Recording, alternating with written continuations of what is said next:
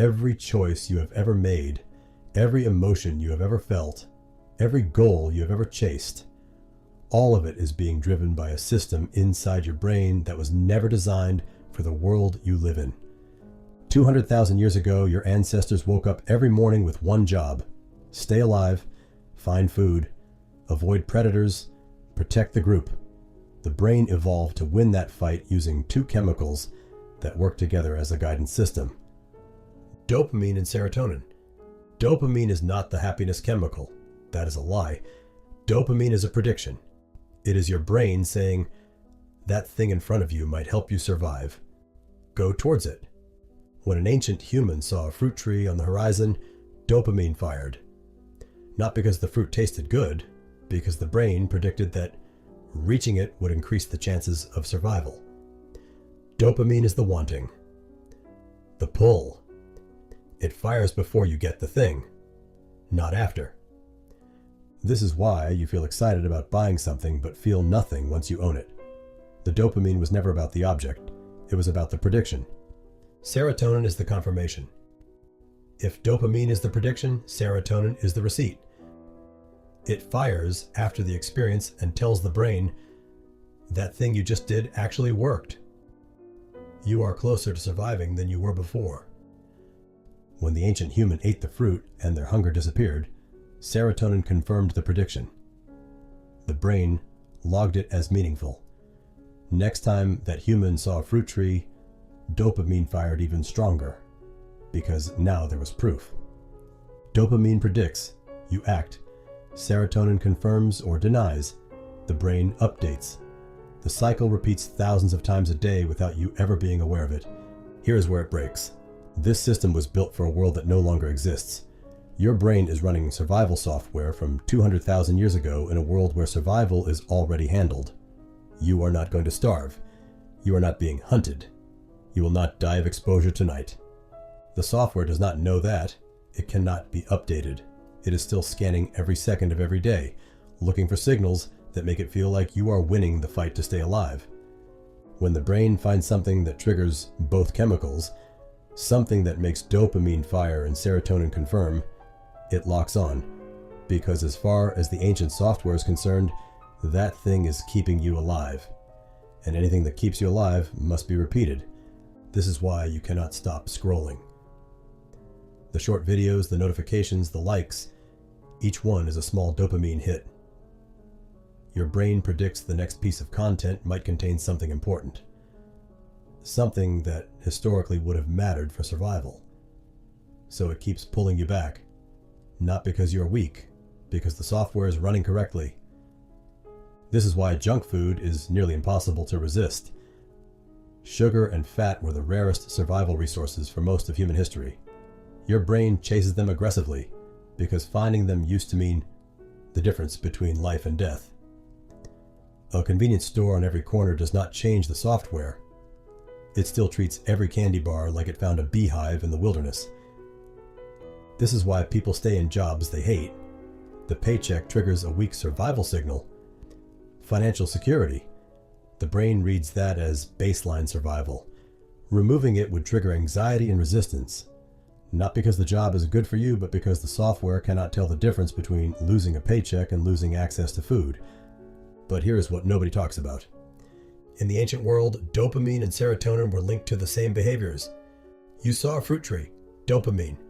You ate the fruit, serotonin. The prediction and the confirmation were connected to the same real physical action. In the modern world, that link is severed. Scrolling gives you dopamine, but almost no serotonin. Nothing actually happened. You did not build anything. You did not overcome anything. The brain predicted survival value, you acted, and the confirmation never came. So the brain sends more dopamine. Stronger? Scroll more. Watch more. Click more. Maybe the next one will deliver the confirmation. It never does. This is not addiction the way most people understand it. This is the survival system working correctly in an environment that is lying to it. The software is not broken.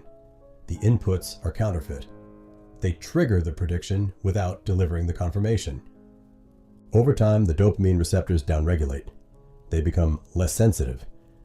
The brain has been flooded with so many false predictions that it turns down the volume on everything, including the real ones. Activities that used to feel exciting go flat. Goals that used to drive you feel pointless. The things that once made you feel alive stop working. This is called anhedonia, the inability to feel pleasure. It is not a disease. It is the inevitable result of flooding a survival system with inputs that never confirm. So what actually works? The brain needs high dopamine and high serotonin firing together. That combination only happens naturally when you face a real challenge and overcome it. Building something difficult, pushing your body to its limit, solving a problem that matters, forming a deep connection through shared struggle. Your ancestors did these things every day without thinking about it. Walking miles for food, dopamine and serotonin together. Building shelter, both chemicals firing. Hunting as a group, social bonding under survival pressure, the strongest combination there is. Modern life stripped all of that away and replaced it with counterfeits. Easy dopamine everywhere, serotonin nowhere. This is why depression keeps climbing, even though life is safer and easier than it has ever been. This is why people who have everything, money, success, comfort, still feel empty. Their software is starving. It was built to process survival, and the modern world took survival away. What remains is a brain scanning for something real in an ocean of counterfeits. When it cannot find anything real, it latches onto whatever is available. Screens, substances, validation. Anything that provides even a ghost of the signal it was designed to receive. But there is a window.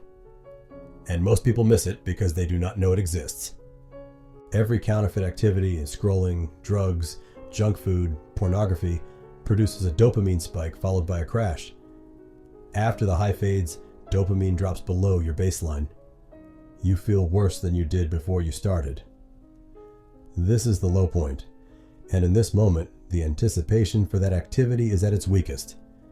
The brain is not craving it. The brain just experienced the failure. It is briefly saying, that was not worth it. This is not the moment to rely on willpower. Willpower will fail the second dopamine builds back up. This is the moment to audit and plan. Before the craving returns, you identify what the counterfeit was actually delivering, and you line up a replacement that delivers the same thing through a real input.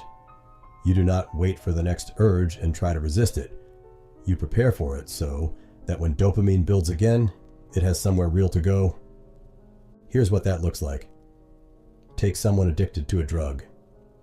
The drug gives them a massive endorphin release, the same chemicals the brain would produce if they had just survived a life-threatening encounter. Outrunning a predator, winning a fight, pushing through physical danger. The drug shortcuts all of that and delivers the feeling of surviving without the survival. That is why the brain locks onto it so hard. The replacement has to deliver the same type of signal. For a drug that produces that kind of endorphin flood, the replacement needs to be something that pushes the body to its highest level. Intense exercise, heavy cardio, physical effort that forces the brain to produce those same chemicals naturally. It will not match the drug exactly. The endorphin release will be less, but the brain has past experience now. It knows the drug's anticipation always leads to a crash that leaves it worse than before. The slightly lower high from real effort comes with serotonin confirmation. Something was actually accomplished. Over time, the brain updates its predictions. The real input becomes the stronger signal because it delivers what the counterfeit never could, the confirmation. And this becomes far easier when you are not relying on a single replacement. If your life has multiple gaps, no career progress, no physical challenge, no social connection, no family bonds, then all of that emptiness is funneling into one counterfeit. The pressure on that one outlet is enormous. But if you fill multiple gaps at once, start building something, start training your body, reconnect with people, the survival system gets fed from several directions. No single replacement has to carry the full weight. Each one handles a piece. The craving weakens not because you fought it, but because the brain is getting real signals from enough sources that the counterfeit is no longer the only option on the table. You're not fighting a bad habit. You are replacing it before the next craving arrives. And the only time you can do that clearly is during the window when dopamine is below baseline and the anticipation has not rebuilt yet. If something in this resonated, if you have felt the emptiness and never had words for it, understand this. You are not broken. You are not weak. You are a survival machine running in a world that no longer requires survival. The feeling of meaninglessness is not a flaw in your character. It is the correct output of a system that has nothing real to process. Your brain was never designed to be happy. It was designed to survive. And the feeling of being truly alive only happens when the brain believes it is doing exactly that.